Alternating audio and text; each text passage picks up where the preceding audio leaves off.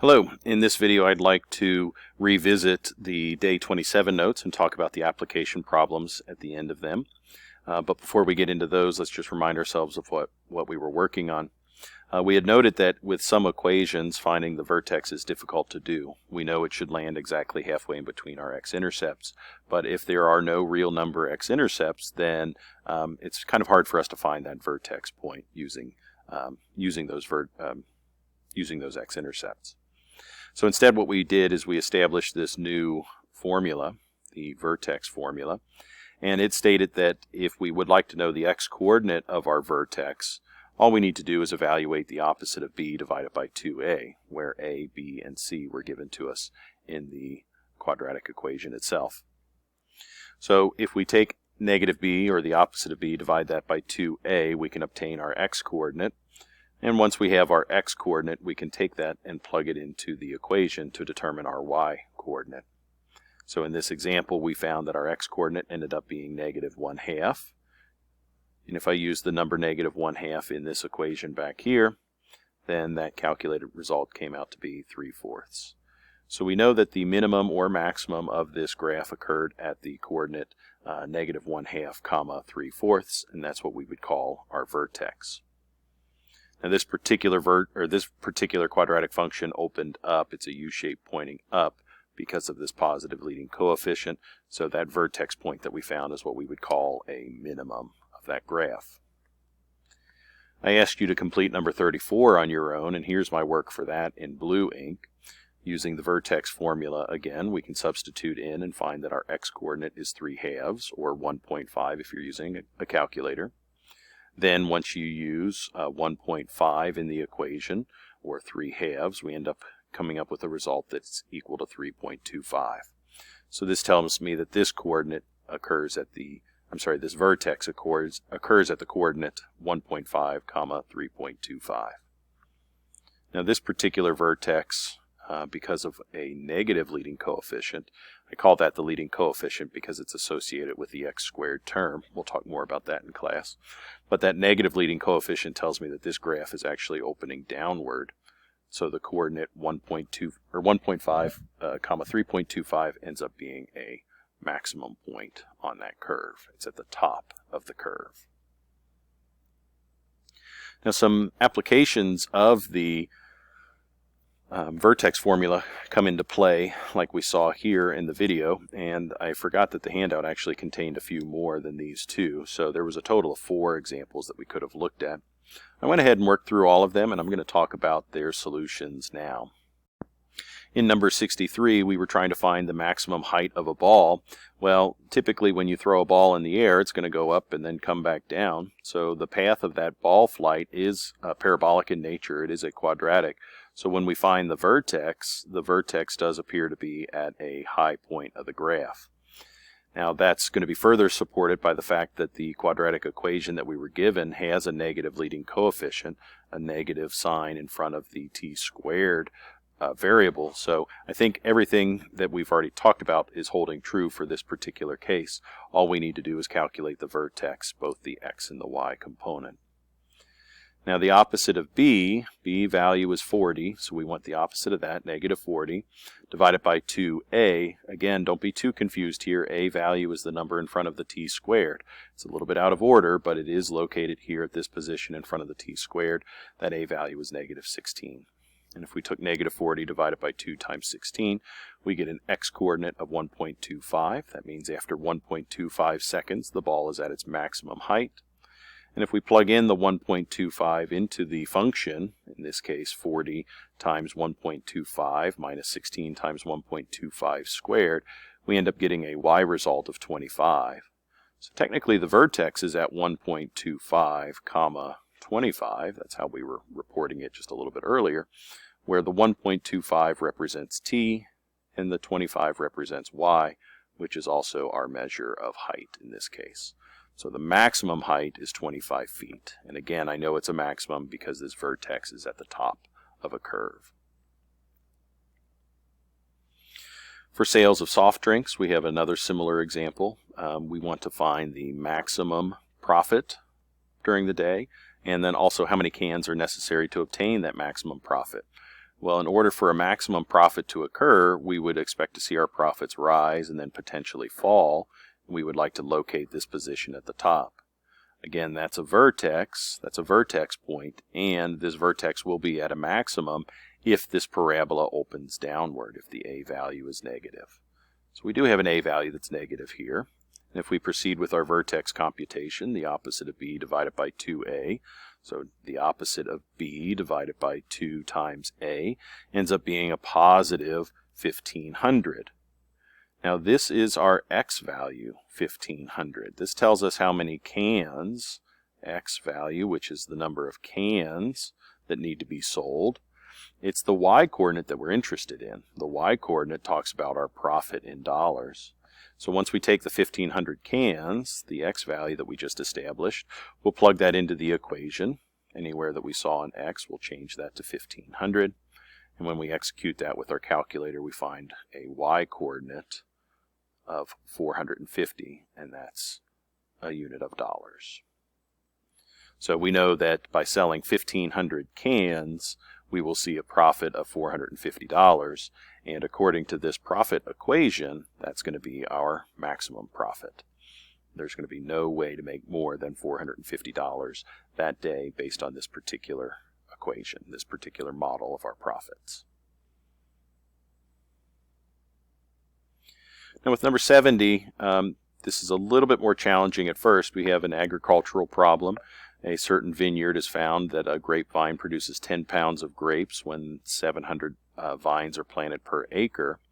But we do run into an issue when we add additional vines trying to get a larger yield.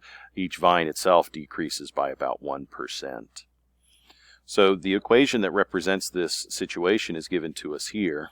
700 vines is how many we start with, plus n, the number of additional vines. So we can take 700 plus 1 or plus 2 or plus 3 or so on. But for every vine that we add, we lose 1% production. So that's where this calculation comes into play. And that's a reduction from the 10 pounds of grapes per plant that we had prior.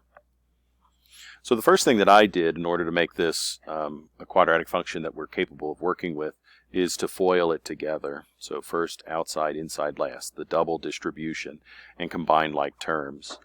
This produced an equation that looked like this, a quadratic equation that looked this way, that has an A, B, and C value that we can utilize. Now that we have an A, B, and C value, I can use my function for the vertex. The opposite of B divided by 2A, so the opposite of 3 divided by 2 times A. That came out to be 150. So our vertex is located with an x-coordinate of 150. Now this x-coordinate is technically the n values, or the number of vines, number of additional vines. And then the y-coordinate is the amount or yield, the amount of additional grape production. I think this was in pounds. Yeah, the number of pounds of grapes.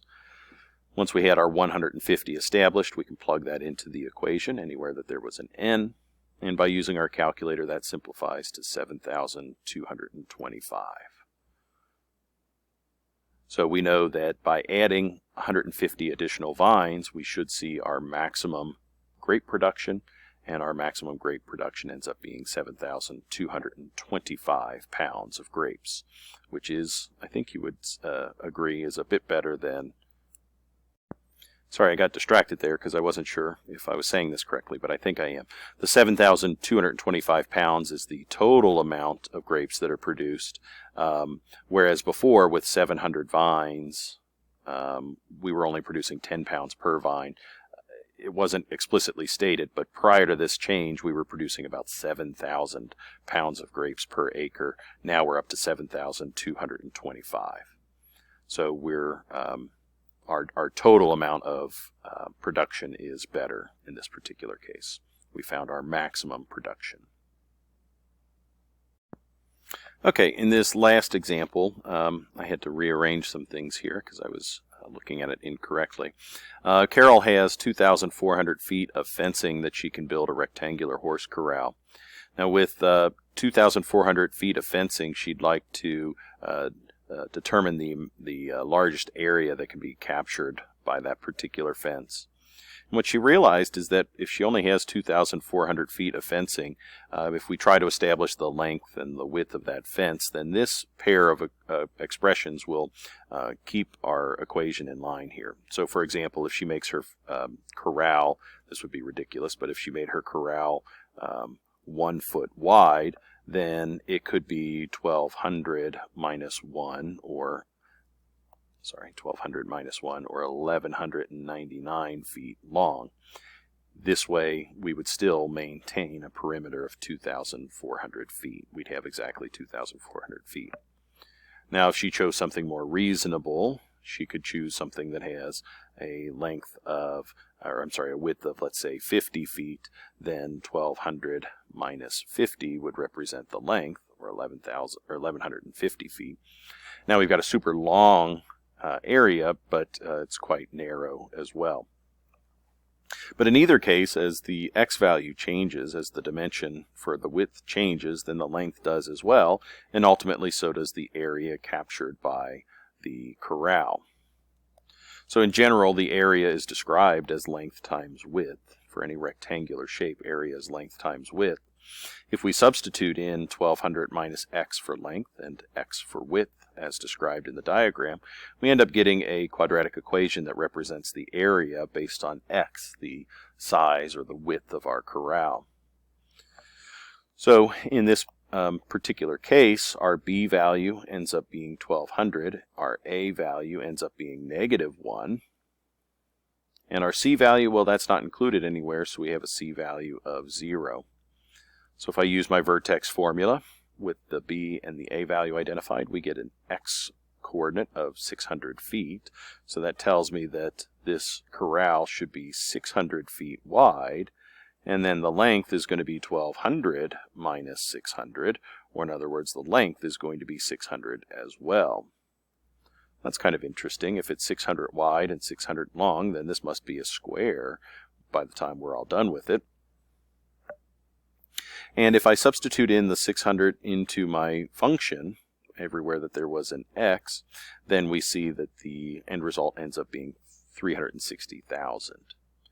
Now, the function itself was describing the area of the rectangular fence, but we now have an area of 360,000 square feet when x is established to be 600. That apparently is our maximum point. So 600 feet of width means 360,000 square feet of fencing captured on the inside. For those of you that have had geometry prior to this class, that shouldn't be much of a surprise. We know that the area for a square maximizes the amount of area while reducing a particular perimeter. So given a particular perimeter, the max area that you can achieve is in a regular polygon, in this case a rectangle, or better described, a square. So I hope that description helps you understand the math and the benefit to using the vertex formula to calculate these maximum and minimum points. In the next video, I'm going to recommend that you program your calculator to have a vertex formula built in, just like we did with the quadratic formula. So we'll do that in another video, and then finally, to finish out the week, we will talk a little bit about the graphs of these functions with some more detail. Until then, thanks for watching.